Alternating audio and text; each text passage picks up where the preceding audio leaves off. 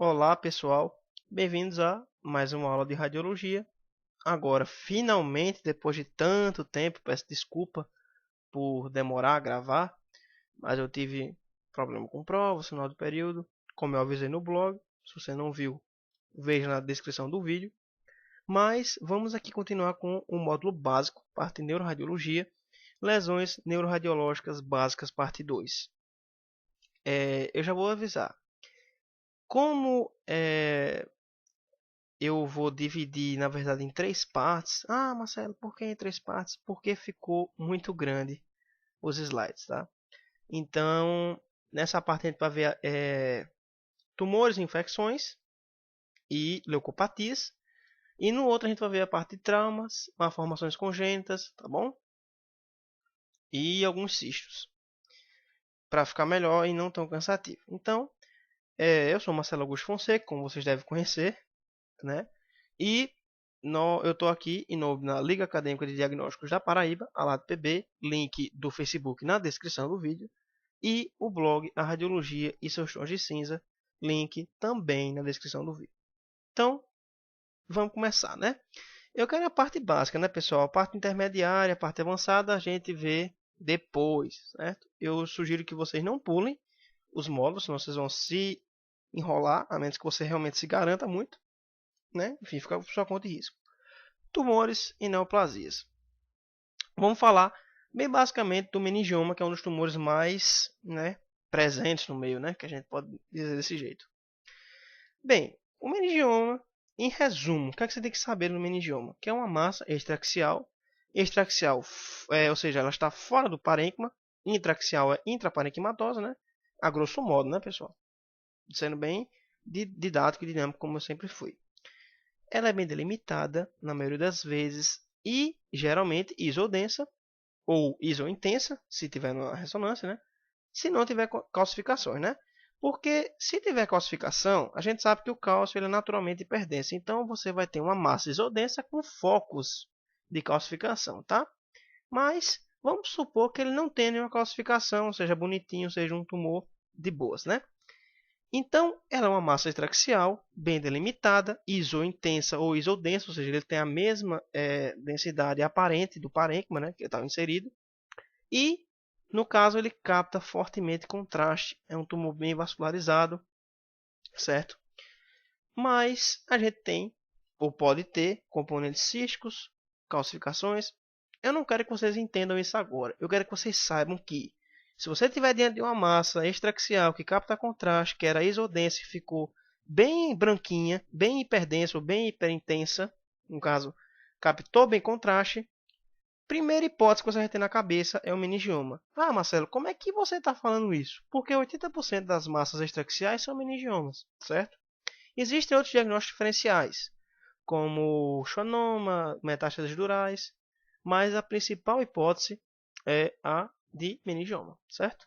Não se esqueçam disso.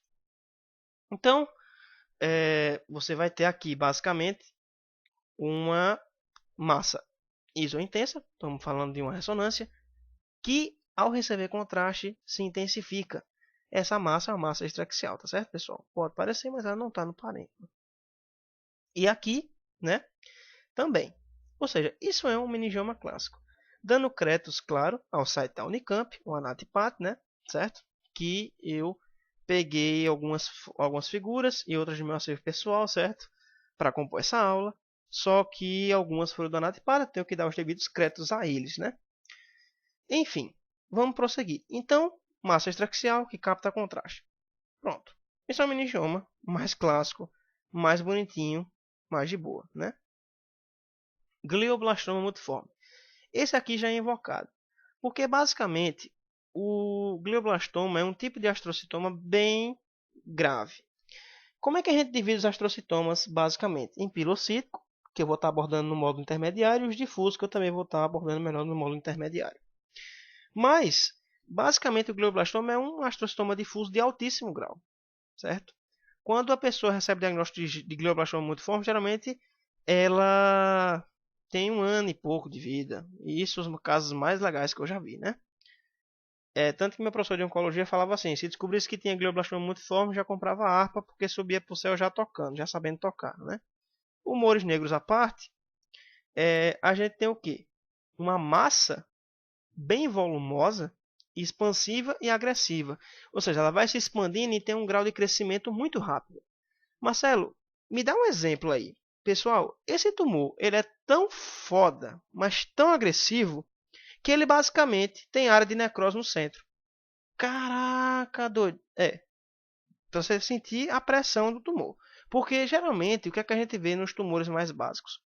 Você tem uma neoangiogênese, né, para a nutrição do tumor, mas o tumor tem necrose central, entendeu? Ou seja, ele é uma massa que, por ser volumosa e expansiva, tende a gerar distorção do parênquima. Ou seja, é o que a gente chama de efeito de massa. Você tem um quê? Você tem uma lesão que distorce a linha média, ou seja, que desvia a linha média, chamado de a parte de efeito de massa, quando ele está comprimindo bem o parênquima que ele está envolvido. No caso, ele vai ter um extenso edema perilesional, isso é meio óbvio. As calcificações, eu vou ser muito franco, eu nunca vi glioblastoma multiforme com calcificação. Mas relatos na literatura e artigos que você pode achar por aí dizem que podem existir, mas que são raras. Eu particularmente nunca vi, mas em medicina, na AD8, na AD80, certo? Como eu sempre falei. Então você percebe aqui, né?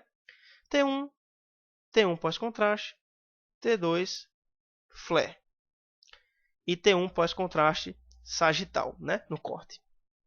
Então, basicamente, você percebe uma massa, sem delongas, né? Sem problema, mas olha como ela capta contraste de uma maneira totalmente irregular. Essas áreas aqui podem ser partes císticas, necrose, é muito mais comum que seja necrose, porque ele vai exibir um sinal bem baixo, né? Necrose e tal. Só que é bem marca desse tumor, necrose central, tá certo? Aqui em T2, mostrando também um edema perilesional. E em flare também, um extenso edema perilesional. No corte sagital, você já tem como ter uma noção do tamanho do tumor. Olha o tamanho desse tumor. E esse crescimento, pessoal, é em poucos meses. Não é assim, é um ano que fica assim, não. Vai crescendo e vai crescendo. Esse ano e pouco que eu falei é no máximo. Entendeu? Já como diria meu professor Saulo de Oncologia. Compra a harpa e aprende a tocar, que já vai subir para o céu sabendo tocar a harpa. Então, o que acontece? Ele tem totalmente um componente agressivo forte, ou seja, você tem uma massa volumosa, expansiva, agressiva, que tem um extenso edema perilesional e uma captação de contraste muito irregular. No módulo avançado, eu vou estar pegando essa patologia e colocando do lado do abscesso cerebral, que eu também vou falar nessa aula. Por quê? Porque uma diferença muito marcante do abscesso para o glioblastoma é a captação de contraste. Por que eu estou falando isso? Porque, pessoal, é sério, o glioblastoma multiforme, por ter múltiplas formas, pode se parecer muito com abscesso. Inclusive, muitos radiologistas experientes laudam glioblastoma sendo abscesso e vice-versa. Porque às vezes não tem uma ferramenta diagnóstica possível, então ele vai colocar lá suspeita de tal coisa, mas não posso descartar glioblastoma, não posso descartar abscesso, enfim, né? Isso aí eu vou estar falando mais para frente. Mas em resumo, o glioblastoma é isso. De tumor básico, eu acho que esses dois está muito bom. Para uma pessoa que nunca teve contato com radiologia, esses dois são os mais básicos mesmo. Nos módulos intermediários, eu vou estar abordando patologia por patologia, tá certo? A primeira que eu escolhi foi o meningioma, que eu também vou estar postando. Enfim, as neuroinfecções. Bem, as duas mais básicas que a gente vai... As duas não, perdão. As três mais básicas que a gente vai estudar é o abscesso, a neurotoxoplasmose e a neurocisticercose. Os abscessos nada mais são do que lesões expansivas com conteúdo liquefeito, que possuem uma fina cápsula celular ao seu redor. Ah, Marcelo, lendo slide é fácil. Não. É simplesmente uma lesão, um componente encapsulado que tem um conteúdo liquefeito. Um pus, ou seja, um componente liquefeito. Não é a coisa mais difícil do mundo. Ou seja, você tem um paciente que tem uma rigidez nucal, tem uma doença de base, ou tem uma meningite, ou um foco de tuberculose que veio acometer a parte encefálica, você pode vir a desenvolver um abscesso. Os 3 tipos mais básicos são o piogênico, o amebiano e o tuberculoso. Eu vejo muito mais piogênicos, são os mais básicos, né? As bactérias piogênicas.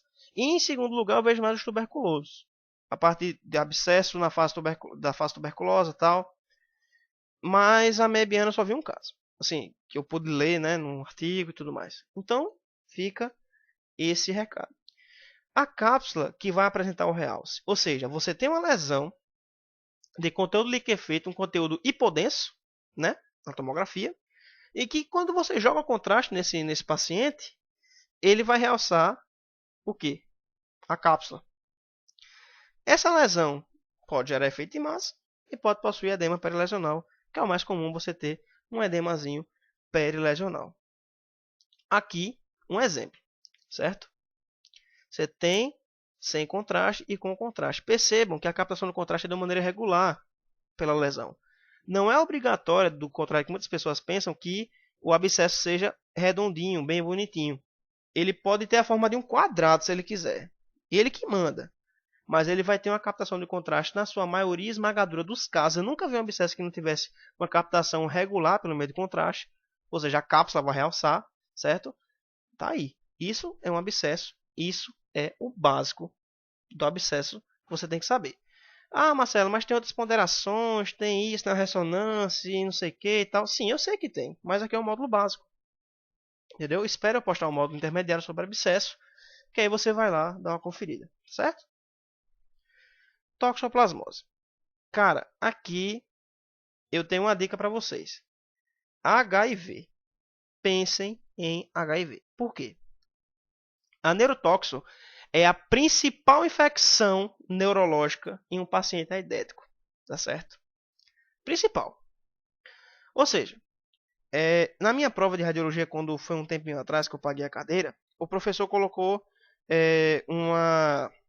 um caso de uma paciente HIV positiva que estava grávida, né? E aí foi descoberto neurotóxico e pedia-se os achados radiológicos prováveis da lesão. Então eu vou estar falando aqui para vocês. Essas lesões são nodulares, aspecto de nódulo, assim, circulares e tal, que podem ser únicas ou múltiplas. É muito mais comum eu ter uma neurotoxo multifocal. É muito mais comum do que uma ou seja, um único foco. Mas eu não posso descartar, certo? O principal diagnóstico diferencial da neurotoxo é o linfoma do sistema nervoso central. Por quê? Porque o realce e a lesão é muitíssimo parecida. E o linfoma, ele tende a ser único. Ele tende a ser mais único do que múltiplo. Ou seja, eu tenho uma lesão unifocal, pense em linfoma. Tenho uma lesão multifocal, neurotóxico. Não quer dizer que essa única seja um linfoma e essa múltipla seja uma neurotóxico. Eu posso ter um componente de linfoma multifocal. Por que não? Eu já vi. E posso também ter, como eu também já vi, perto da parte cerebelar, né? Esse caso que eu vi, de toxoplasmose no único foco. Então são lesões nodulares que apresentam o quê? Contornos irregulares, ou seja, não é uma lesão tão bem delimitadazinha. Ela tem um contorno bem ruinzinho, irregular, e realce anelar pelo meio de contraste. É comum você ter o quê? Edema perilesional. Tem um sinal radiológico que eu vou estar falando aqui para vocês que ele aparece pouco. Ele aparece só em 30% dos casos de neurotóxico. Mas quando ele aparece, rapaz, é uma mão na roda para o radiologista. Porque esse sinal, chamado sinal do alvo, ou sinal do alvo excêntrico, seja como você tenha lido na literatura, é só pesquisar. Sinais, neuroradiologia, tem lá no Cielo, você pesquisa. Ele basicamente diz o que pra gente? Ele fala que ele aparece em 30% dos casos aproximadamente, mas que ele é muito preditivo para a parte de toxoplasmose. Tá certo? Então, vamos estar dando uma olhadinha nas imagens, que eu não gosto de ficar falando radiologia, você tem que ver. Então, você observa uma lesão anelar, nodular, enfim, que você tem um realce periférico pelo meio de contraste, e esse sinal aqui é um sinalzinho chamado sinal do alvo, neurotoxoplasmose. E aqui, pessoal, é único, ó, tá vendo? Pode existir neurotóxico única, já falei. Nesse outro aqui, você já tem múltiplos focos. 1, 2, 3, 4. Você já tem múltiplos focos, mas o realce é sempre o mesmo. Anelar de uma estrutura irregular. Tá certo? Então, memorizem isso, pessoal. Porque um paciente aidético, essa é a principal neuroinfecção que ele vai ter. E se você não tratar, o cara vai ficar muito mal. Entendeu? Então, gravem essa imagem. Entendam essa imagem. Certo? É muito simples. Aqui, novamente, o sinal do alvo. Sinalzinho do alvo básico. Multifocal, né? Era também uma neurotoxoplasmose. Já a cisticercose, ela é sacana. Por que ela é sacana? Porque na parte intraparenquimatosa dela, que existem várias classificações, a parte intraparenquimatosa dela é bem invocada, porque ela tem quatro estágios, perdão. Esses estágios basicamente vão dizer o que para a gente?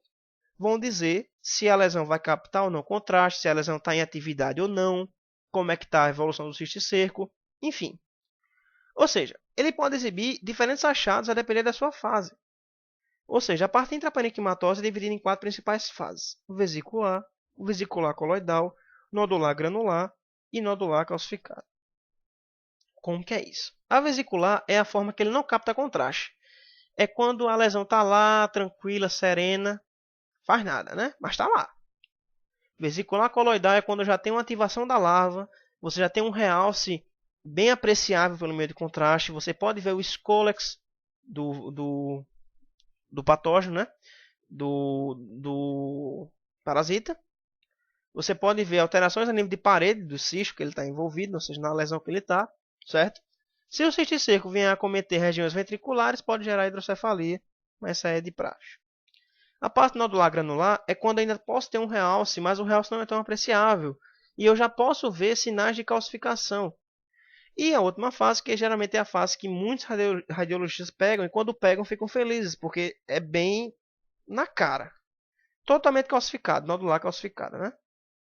Então, essa fase aqui é a fase nodular, a parte calcificada, como eu tinha falado, nodular calcificada. Então você percebe vários focos de calcificação. Isso aqui são vários cisticercos que estavam numa fase mais tardia, numa fase mais calcificada, tá certo? Já aqui você vê o estrago grande, porque você vê de A a D uma evolução das fases. Você vê o cérebro todo furadinho, tranquilo. Você pode até ver alguns cisticercos, mas você tem, até a seta está apontando aqui, certo realce, você pode visualizar em uma fase mais ativa, como a coloidal, você pode estar verificando a presença desse cisticerco com realce, pelo meio de contraste, tá certo? E nas fases mais tardias você pode já iniciar a calcificação desse cisticerco. Então, quais são as fases, pessoal? Vamos revisar. Voltando aos slides. Vesicular, vesicular coloidal, nodular granular e nodular calcificada. Quem que vai mandar na parte de, eita, tô aqui, me ache? Vesicular coloidal. Porque ela vai ser a principal fase onde você vai ter uma retenção de contraste apreciável, você vai ter um edema perilesional moderado, intenso, você vai ver o cisticerco com a melhor clareza, não que você não possa ver em outras fases, como eu mostrei na fase vesicular, você até pode ver, né?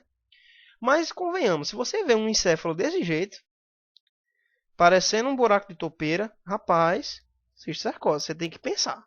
Tem que pensar muito bem nisso. Aqui uma peça anatômica cheia de cisticerco. Não é uma imagem muito bonita de se ver, mas é bem comum, tá certo?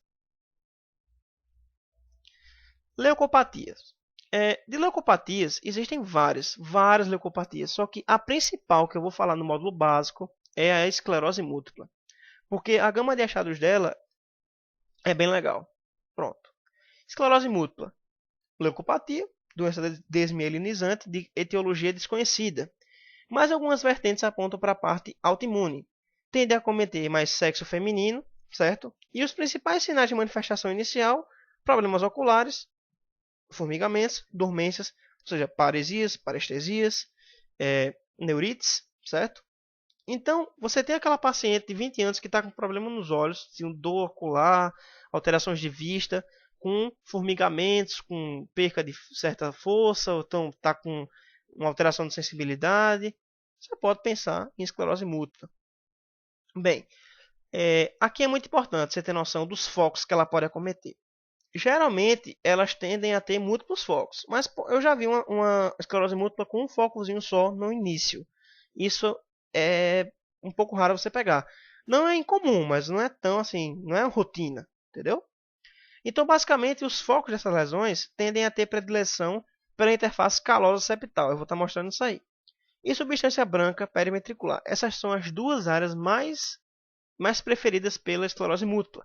Mas os núcleos da base e o tronco também podem fazer parte disso. Ou seja, se a lesão sofre realce, indica atividade. Ou seja, você tem aquela paciente que está com os sintomas, você vê as lesões, já meio que sem o contraste, né, em T1, aí você aplica contraste, aí tem um realce. Eita, já indica atividade da lesão.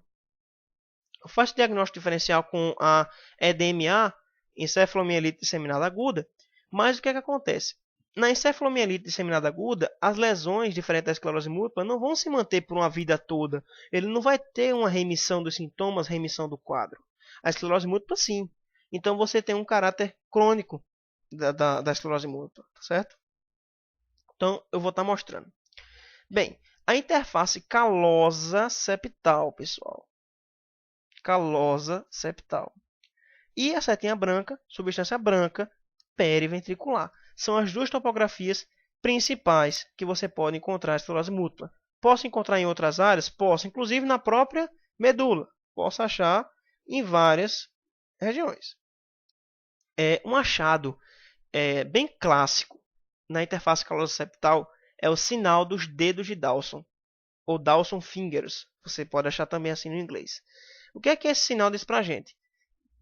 Dedos de Dawson, essas lesões parecem dedos, certo? Que saem da interface calosa septal. Dedos de Dawson. É um achado bem característico de esclerose múltipla, bem típico, bem tranquilo. Então, pessoal, basicamente a gente encerra a nossa videoaula por aqui, certo?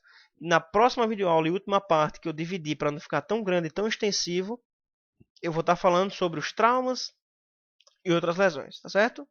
Muito obrigado. Confira a descrição do vídeo para que você possa ver o blog, a Radiologista Tons de Cinza, e possa ver o link da Liga Acadêmica de Diagnóstico da Paraíba no Facebook, certo? Muito obrigado.